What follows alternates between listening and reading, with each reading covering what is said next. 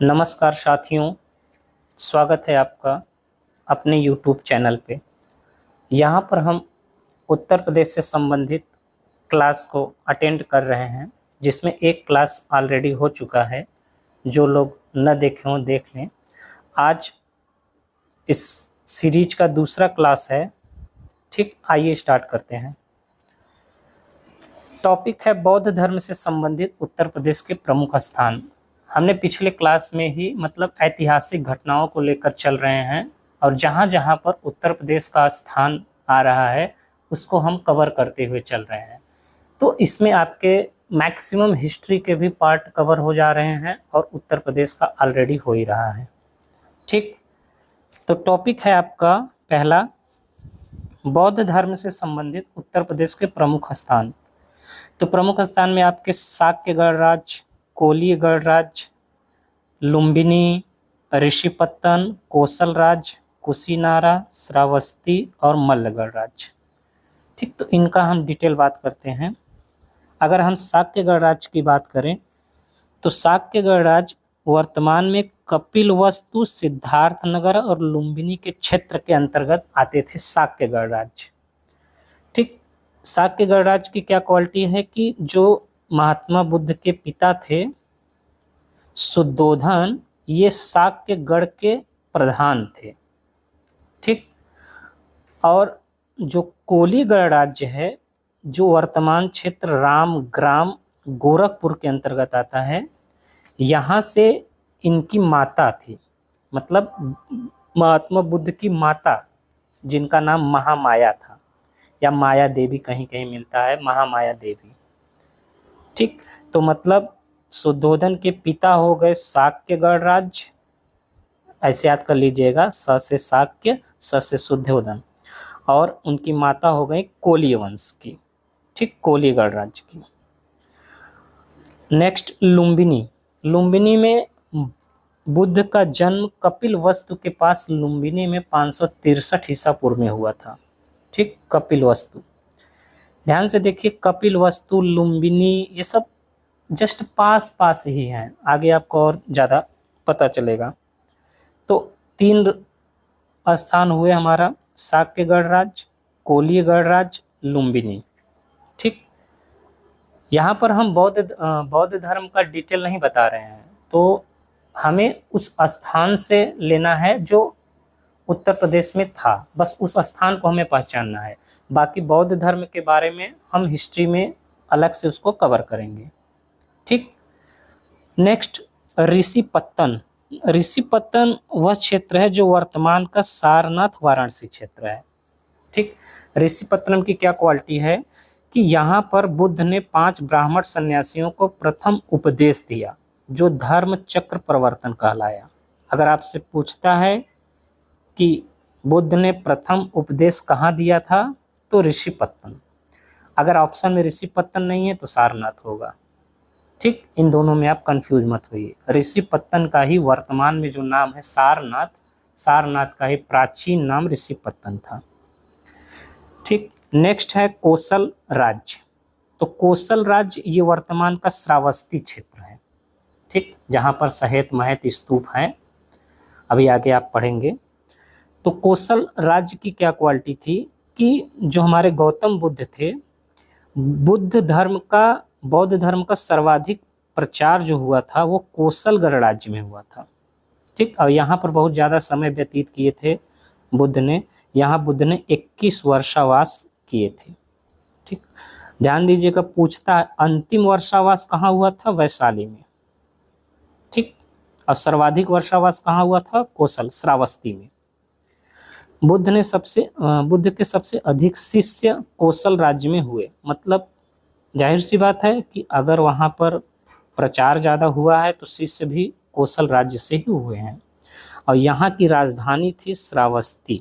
श्रावस्ती में इन्होंने सर्वाधिक उपदेश दिए। तो दोनों नाम अच्छे से जानते रहिएगा, सारनाथ और श्रावस्ती, दोनों कंफ्यूजिंग करते हैं सबको। सारनाथ है पहला और श्रावस्ती है सबसे ज़्यादा। ठीक, अगर पूछेगा कि पहला उपदेश कहाँ दिया गया तो सारनाथ, सर्वाधिक उपदेश कहाँ दिया गया, श्रावस्ती। नेक्स्ट, श्रावस्ती में ही गौतम बुद्ध ने अंगुलीमाल डाकू का नाम सुना होगा। ठीक, अंगुलीमाल डाकू को सुधार कर अपना शिष्य बनाया था। तो अंगुलीमाल डाकू का संबंध किस स्थान से था? श्रावस्ती से ही। ठीक। नेक्स्ट, जेतवन बिहार, कौशल के अनाथ पिंडक नामक एक धनी व्यापारी थे। अनाथ पिंडक नामक, क्या होता था ना, पहले जो जैसे बौद्ध धर्म मानते थे या बौद्ध धर्म में कन्वर्ट हो गए या उनको मानना स्टार्ट कर दिए, तो वो अपने स्वेच्छा से कुछ न कुछ उपहार के रूप में देते थे। ठीक, तो कभी कभी पूछ लेता है कि जेतवन बिहार किसने दान दिया था? तो एक अनाथ पिंडक नामक धनी व्यापारी ने बौद्ध धर्म अपनाने के बाद दान दिया था। ठीक, अब पुब्बा राव या पूर्वाराम बिहार, ये भी ध्यान दीजिएगा। तो ये जो कौशल नरेश थे, प्रसेनजीत, बौद्ध धर्म अपनाने के बाद दान दिया था। तो दोनों ध्यान रखिएगा। नेक्स्ट, घोषिताराम बिहार, घोषिताराम बिहार ये दान दिया था उदयन। ठीक, उदयन द्वारा दान किया गया था। कब? जब महात्मा बुद्ध कौशाम्बी आए थे तब। ठीक, तो अब ऐसे भी पूछ सकता है, ध्यान दीजिएगा कि घोषिताराम बिहार कहाँ स्थित है? तो ये कहाँ है? कौशाम्बी में, क्योंकि कौशाम्बी गए थे तो कौशाम्बी से ही दिया गया है, तो जाहिर सी बात ये कौशाम्बी में ही स्थित है। ठीक। नेक्स्ट, अब बात करते हैं मल्लगढ़ राज्य की। तो मल्लगढ़ राज्य वर्तमान में आपका कुशीनगर या कुशीनारा या पावा, ये ध्यान दीजिएगा, ये पावा अलग है। एक आप पढ़े होंगे पावापुरी, वो बिहार में है, वो महात्मा बुद्ध महावीर स्वामी से रिलेटेड है। ठीक, तो ये हम यहाँ पर पावा की बात करते हैं। तो मल्लगढ़ राज्य के क्षेत्र हैं कुशीनगर, कुशीनारा, पावा। तो मल्लगढ़ राज्य की राजधानी कुशीनारा में बुद्ध का महापरिनिर्वाण हुआ था 483 ईस्वी पूर्व में। ठीक, वैशाख पूर्णिमा के दिन 80 वर्ष की आयु में हिरण्यवती नदी, जो वर्तमान में गंडक के नाम से जानी जाती है, यहाँ पर हुआ था। तो इनका जन्म तो भैया लुम्बिनी में हुआ और मृत्यु कहाँ हुआ? कुशीनगर में। ऐसे याद करिएगा कि हम तो ऐसे याद किए हैं कि इनका मृत्यु मतलब खुशी हो गए, मतलब कुशीनगर में। ठीक। नेक्स्ट, बुद्ध की मृत्यु के बाद उनकी अस्थियों को 8 भागों में बांटकर 8 जगह स्पूतों का निर्माण किया गया। ठीक, मतलब उनके डेड बॉडी को ऐसा माना जाता है कि उनकी अस्थियां जब जलाई गई तो उनके अस्थियों को 8 भागों में बांटा गया और 8 जगह पर उनके नाम के स्तूप बनाए गए, तो जिनमें से 4 आपके यूपी में स्थित है। तो 4 कहाँ कहाँ हैं? एक कपिलवस्तु, कुशीनगर, रामगाम और पावा। ठीक, ये थे आपके बौद्ध धर्म से रिलेटेड उत्तर प्रदेश के कुछ महत्वपूर्ण स्थान। अगला हम बात करते हैं जैन धर्म से संबंधित। ठीक, जैन धर्म से संबंधित उत्तर प्रदेश के प्रमुख स्थल कौन कौन से थे? तो पहला तीर्थंकर जो हमारे थे फर्स्ट, वो ऋषभदेव थे। ठीक, इनका जन्म अयोध्या में हुआ था, सूर्यवंश में माना जाता है इनका कि सूर्यवंश में अयोध्या में हुआ था। इनका प्रतीक चिन्ह जानिएगा, बैल या वृषभ। अन्य नाम इनका मिलता है आदिनाथ, आदि मतलब प्रथम होता है, तो वैसे भी आपको याद रहेगा कि आदिनाथ मतलब ऋषभदेव वाले ही हैं। आदिनाथ, ऋषभनाथ या ऋषभदेव, वृषभनाथ। ठीक, इनके पिता का नाम था नभिराय और माता का नाम था मरुदेवी। ठीक, और इनको मोक्ष कहाँ मिला है? तो मोक्ष मिला है अष्टापद। तो ये अष्टापद कहाँ है? ये कैलाश पर्वत एमपी वाला है। ठीक, और इनके पुत्र का नाम है भरत। ठीक, भरत चौहान या चक्रवर्ती करके था। ठीक है, तो जैन ग्रंथ के अनुसार ऋषभदेव के पुत्र भरत के नाम पर देश का नाम भारत पड़ा है, ये ध्यान दीजिएगा। ठीक है, ये जैन धर्म के जैन ग्रंथ के अनुसार बात हो रही है, बाकी दुष्यंत के पुत्र भरत वो अलग है, यहाँ पर जैन ग्रंथ के अनुसार बात हो रही है। ठीक, तो पहला हमने ऋषभदेव का बात किया, तो ऋषभदेव का संबंध कहाँ है? अयोध्या से है, इसलिए हमको इनके लिया है। नेक्स्ट, सोलंकी शासक भीमदेव प्रथम के मंत्री बिमल शाह ने दिलवाड़ा के प्रसिद्ध जैन मंदिर, ठीक, दिलवाड़ा मतलब राजस्थान दिलवाड़ा के प्रसिद्ध जैन मंदिर का निर्माण करवाया। इसके गर्भ में ऋषभदेव की मूर्ति है, ये कभी कभी पूछ लेता है। ठीक, तो ध्यान रखिएगा। तीसरा है हमारे शंभुनाथ, इनका संबंध श्रावस्ती से है, बस श्रावस्ती से जानते रहिएगा, और इनका चिन्ह है अश्व। बाकी 23वां देखते हैं, तो 23वां बहुत ज़्यादा इम्पोर्टेंट है। ठीक, 23वां है हमारे पार्श्वनाथ, इनका जन्म काशी वाराणसी में हुआ था। पिता अश्वसेन काशी के उस समय मानी राजा थे। चिन्ह सर्प, अच्छा, नाम है पार्श्वनाथ और है इनका सर्प, ध्यान दीजिएगा। पार्श्व में ऊपर र है और सर्प में भी ऊपर र है, तो थोड़ा सा इमेज बनाइएगा, दिमाग में याद हो जाएगा। वाराणसी के निकट आश्रम पद उद्यान में ज्ञान प्राप्त हुआ था इनको। आश्रम पद उद्यान नाम है, उद्यान का नाम है, वहां पर इनको ज्ञान प्राप्त हुआ था। और इनके अनुयायियों को निर्ग्रंथ कहा जाता है, किसके? पार्श्वनाथ के। 23वें हैं। ठीक, जैन परंपरा के अनुसार कहीं कहीं मिलता है, ध्यान दीजिएगा इसको भी, कि जैन परंपरा के अनुसार 5 तीर्थंकरों का जन्म अयोध्या में हुआ था। कौन कौन थे? ऋषभनाथ, अजितनाथ, अभिनंदननाथ, सुमितनाथ और अनंतनाथ। और ये भी कहीं कहीं ये भी मिलता है कि वाराणसी में 4 तीर्थंकर का जन्म हुआ था। एक पार्श्वनाथ हो गए, एक सुपार्श्वनाथ हो गए, चंद्रप्रभा एक उद्यान भी है चंदौली में, तो ऐसे भी ध्यान दीजिएगा कि बनारस से रिलेटेड है चंद्रप्रभा, और श्रेयांसनाथ। ठीक, बाकी अगर उत्तर प्रदेश के और जैन स्थल की हम बात करें तो श्रावस्ती, मथुरा, काशी, कौशाम्बी, हस्तिनापुर, महोबा, अयोध्या। ठीक, ये जानते रहिएगा। तो जैन धर्म भी हो गया। नेक्स्ट है आपका उत्तर प्रदेश में भागवत, शैव और वैष्णव धर्म का क्या महत्व है वो हम देखते हैं। तो दशावतार मंदिर देवगढ़ ललितपुर, ये आप जानते हैं। दूसरा द्वारकाधीश मंदिर मथुरा, एक और द्वारकाधीश है गुजरात में है शायद, दिल्ली साइड या गुजरात साइड, हम कंफ्यूज हैं अभी, लेकिन ये मथुरा में भी है। एक अगला विश्वनाथ मंदिर वाराणसी। ठीक, नेक्स्ट क्या है कि मेगास्थनीज की एक पुस्तक है इंडिका के अनुसार सूरसेन, ध्यान दीजिएगा, ये जो मथुरा है हमारा वर्तमान में, इसको पहले सूरसेन के नाम से जाना जाता है, कि लोग हेराक्लीज के उपासक थे। तो हेराक्लीज के उपासक थे, तो हेराक्लीज का मतलब क्या होता है? वासुदेव कृष्ण से संबंधित है। ठीक, स्कंदगुप्त के गाजीपुर में स्थित भीतरी स्तंभ लेख, ये बहुत इंपॉर्टेंट है। ठीक है, भीतरी स्तंभ लेख में कृष्ण की पूजा हेतु गांव दान में देने का उल्लेख है। ठीक, और गाजीपुर में स्थित भीतरी स्तंभ लेख में ही विष्णु की मूर्ति स्थापित किए जाने का भी साक्ष्य मिला है।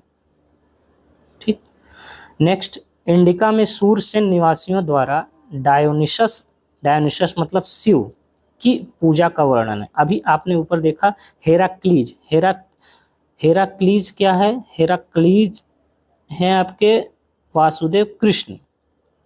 ठीक, नेक्स्ट है आपका इधर डायोनिसस मतलब ये शिव की। देवगढ़ की मूर्ति जो आप अभी हम बताए हैं, तो ये दशावतार मंदिर में भगवान विष्णु को शेषशायी मतलब कि शेषशैया पे पंचायतन शैली की शैया पर विश्राम करते हुए दिखाया गया है।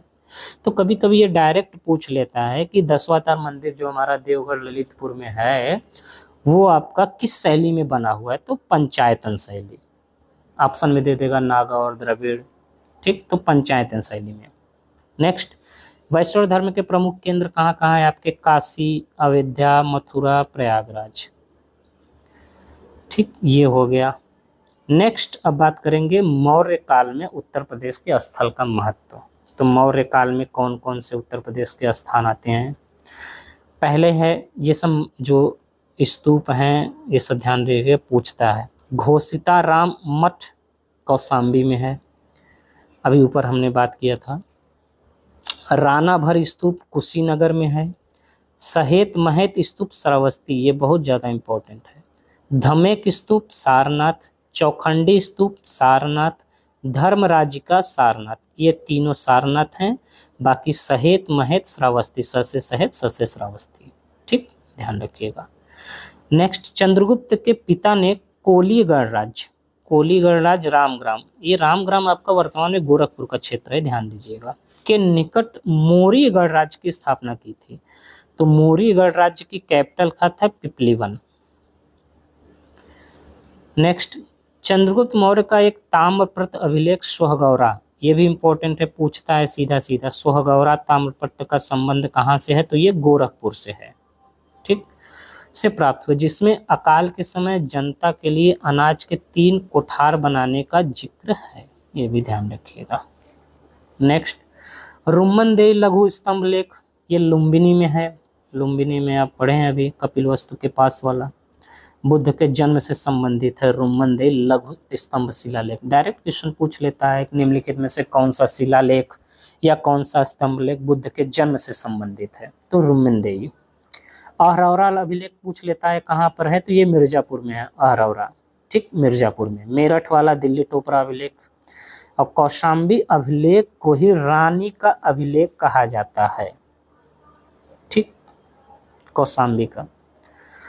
अशोक के अभिलेखों को सबसे पहले 1750 में टी कैंथेलर ने खोजा था। देखिए, खोजने की अगर बात करेंगे तो कैंथेलर हैं, लेकिन अगर इनके अभिलेखों को पढ़ने की बात कहेंगे तो जबकि सर्वप्रथम 1837 में, ये यहाँ पर देखिए हमने जेम्स प्रिंसेप यहाँ होना चाहिए, ठीक है, जेम्स प्रिंसेप, जेम्स प्रिंसेप ने अशोक के अभिलेखों को पढ़ा था, ठीक। अब अभिलेखों की भाषा क्या थी भैया? प्राकृतिक थी, और लिपि जो थी ब्राह्मी थी और खरोष्ठी भी थी। खरोष्ठी कौन कौन सी है? 2 है, ये हम आपको हिस्ट्री में बताएंगे, ठीक। नेक्स्ट, मौर्य काल हो गया। अब मौर्योत्तर काल की बात करते हैं। अब मौर्योत्तर काल में उत्तर प्रदेश के प्रमुख स्थल कौन कौन से हैं? तो सबसे पहले आप जानते रहिएगा, मौर्योत्तर काल में जैसे शुंग वंश हो गए, तो उनकी राजधानी पाटलिपुत्र था। सातवाहन की राजधानी पैठन, चंदेल की राजधानी महोबा, कदम्ब की राजधानी बनवासी। हमको देखना था सिर्फ किसको? चंदेल वाले को, महोबा, ठीक। खजुराहो का मंदिर जिसने बनाया है, चंदेल। खजुराहो मतलब कि टकला खुजलाओ, और चंडेल मतलब चंडाल। वो ऐसे याद किया करिए, ऐसे याद करेंगे तभी होगा, ठीक है। नेक्स्ट, चलिए, वो याद की बात हो गई। बाकी तो हमारा जो चंदेल की राजधानी है महोबा है, ठीक। नेक्स्ट, पुष्यमित्र शुंग अंतिम मौर्य शासक बृहद्रथ का सेनापति था। पुष्यमित्र शुंग सेनापति था। इसने 184 ईस्वी पूर्व में बृहद्रथ की हत्या कर शुंग वंश की स्थापना की। अयोध्या लेख से ज्ञात होता है कि इसने 2 अश्वमेध यज्ञ कराए थे। तो हमको इस कथन को, पूरा पैरा को लेने का मतलब यही था कि अयोध्या लेख या अयोध्या अभिलेख, ठीक। तो पूछेगा, सीधा सीधा पूछता है कि 2 अश्वमेध यज्ञ कराने का जिक्र कहाँ पे किया गया है पुष्यमित्र शुंग के अंतिम जो शासक थे? तो अयोध्या लेख में।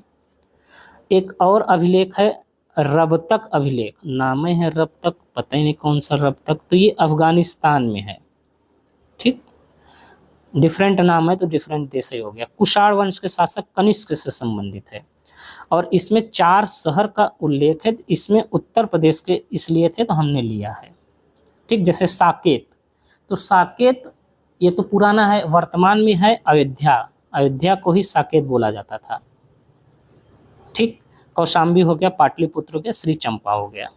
तो ये दोनों आपके डिफरेंट है, बाकी ये दोनों यूपी से रिलेटेड है, साकेत और कौशाम्बी रबतक अभिलेख में, ठीक। अगर उत्तर प्रदेश विशेष पढ़ रहे हैं तो पूछने की चांस बढ़ जाएगा एग्जाम में।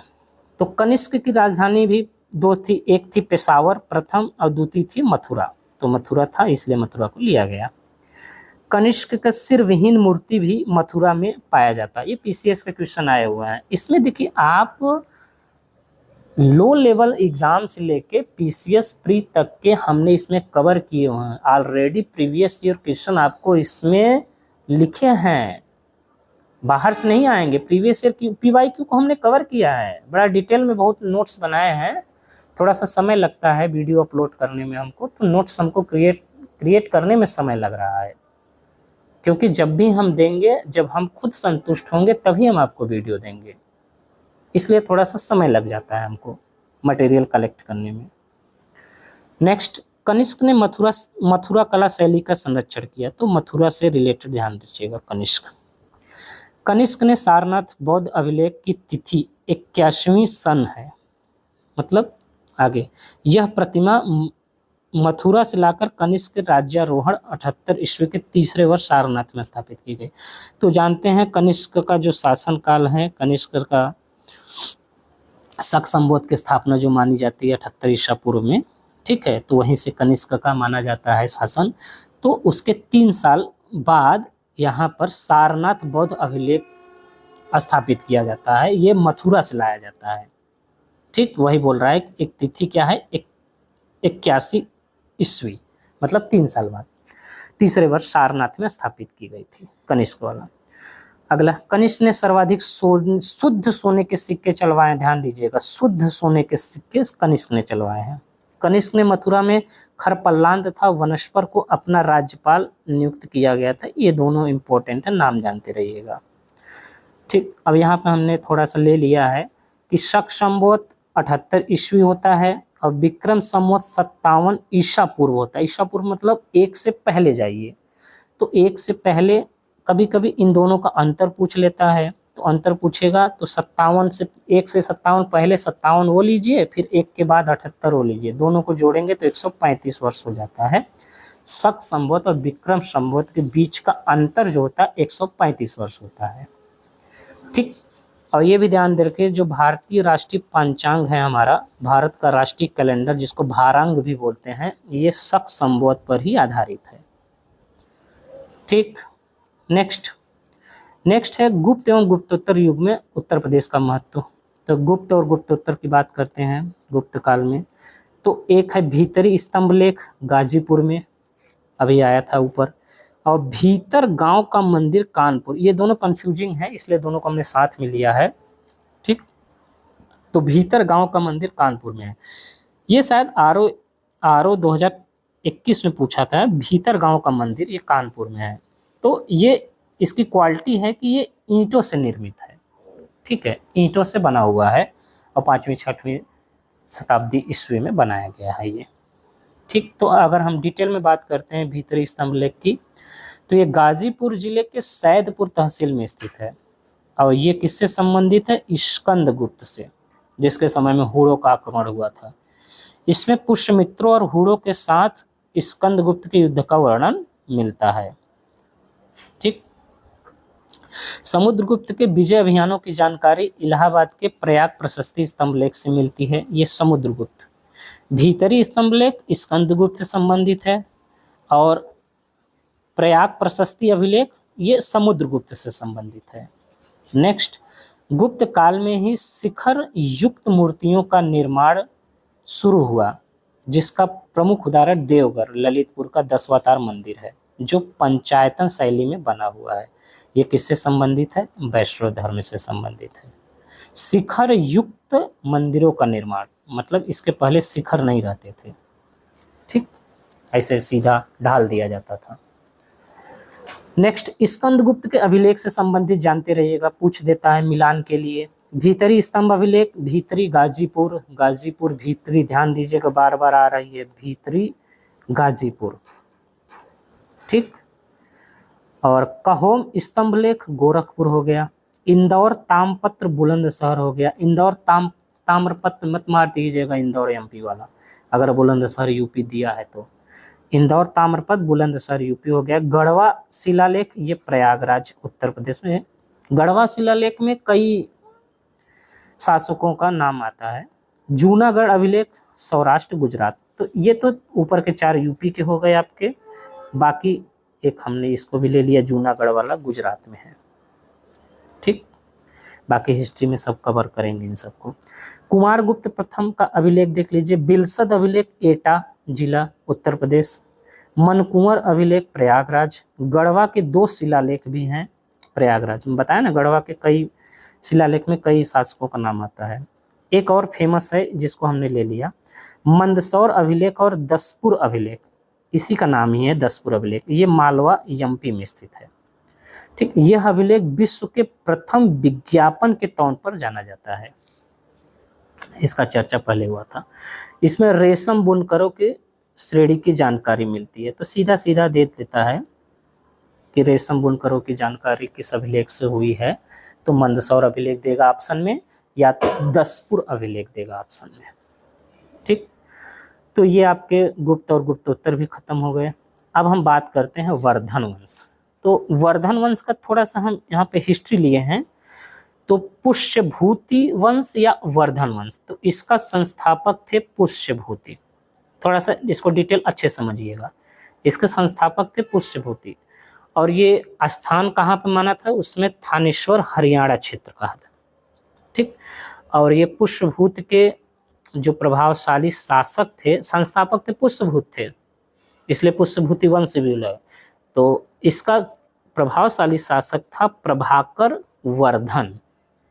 ठीक, प्रभाकर वर्धन।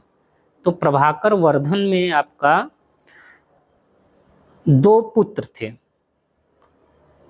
एक राज्यवर्धन और एक हर्षवर्धन, ध्यान से समझिएगा। और एक पुत्री थी जिनका नाम था राजश्री, प्रभाकर वर्धन का। तो राजश्री का विवाह जो होता है ग्रहवर्मन के साथ हुआ, जो मौखरी वंश से रिलेटेड था। ठीक, और ये मौखरी वंश गुप्त वंश के सामंत कहलाते थे। ठीक है, ये सब गुप्त वंश के सामंत थे। तो अब उसमें कहानी क्या हुई, कहानी ये हुआ कि मालवा का शासक था देवगुप्त एवं बंगाल शासक शशांक ने मिलकर ग्रहवर्मन की हत्या कर दिया और राजश्री को बंदी बना दिया। तो ग्रहवर्मन जिससे शादी हुई थी और राजश्री को बंदी बना दिया। अपनी बहन को छुड़ाने एवं जीजा ग्रहवर्मन की हत्या का बदला लेने के लिए राज्यवर्धन ने देवगुप्त पर आक्रमण किया और उसे पराजित किया। ठीक, ये जो देवगुप्त वहां पे था। शशांक ने दोस्ती का हाथ बढ़ाकर धोखे से एक को तो पराजित किया, और दूसरे को शशांक ने क्या हुआ कि वो भी पराजित होने वाला था, लेकिन उन्होंने क्या किया कि दोस्ती का हाथ बढ़ाकर धोखे से राज्यवर्धन की हत्या कर दी। अब राज्यवर्धन की हत्या की सूचना पाकर हर्षवर्धन ने थानेश्वर की बागडोर संभाली। हर्षवर्धन कौन था, ये छोटा वाला था। ठीक, प्रभाकर वर्धन का छोटा बेटा। अब थानेश्वर की बागडोर संभाली। अब हर्षवर्धन का क्या था, इनका 606 से 647 ईसा पूर्व तक शासन था। राजधानी कन्नौज, मेन कन्नौज है यूपी का, इसलिए हमने इनको लिया है। ठीक, तो अन्य नाम इनका शिलादित्य मिलता है, हेनसांग के साथ, हेनसांग ने दिया था। इनके शासनकाल में हेनसांग आए थे, हिस्ट्री में हम पढ़ेंगे। ह से हर्षवर्धन, ह से हेनसांग, ये ट्रिक है आपका। तो जन्म 590 ईस्वी में हुआ था, मतलब 16 साल के बाद ही राजगद्दी पे इन्होंने बैठ गया। माता का नाम यशोमती, पत्नी दुर्गावती थी, पुत्र वाघवर्धन और कल्याणवर्धन, ये हिस्ट्री में हम पढ़ेंगे। और इसके बाद क्या है हम देखेंगे बाद में। मेन कहानी यही थी। ठीक, हर्षवर्धन कन्नौज पे, हर्षवर्धन ने अपना वही थानेश्वर बागडोर संभाली और राजधानी कन्नौज बनाया। क्यों बनाया था, रीजन आपको पता है। बाकी इसके आगे कहानी हम हिस्ट्री में कवर करेंगे। तो जो मेन है वो है कन्नौज। तो कन्नौज का पुराना नाम है कान्यकुब्ज भी होता है। इसको कभी कभी महोदय श्री या महोदय नगर भी कहा जाता है। डायरेक्ट पूछा हुआ क्वेश्चन है कि कान्यकुब्ज किस शहर का पुराना नाम है। ठीक, तो सॉरी, कान्यकुब्ज मतलब किसे कहा जाता है, तो कन्नौज का। हर्षवर्धन क्या था, हर्षवर्धन प्रत्येक 5वें वर्ष प्रयाग में मोक्ष परिषद का आयोजन करता था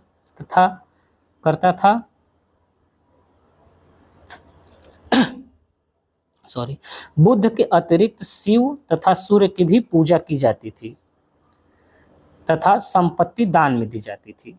मतलब वह प्रयाग में आता था, ऐसा मानना है, हर 5वें वर्ष।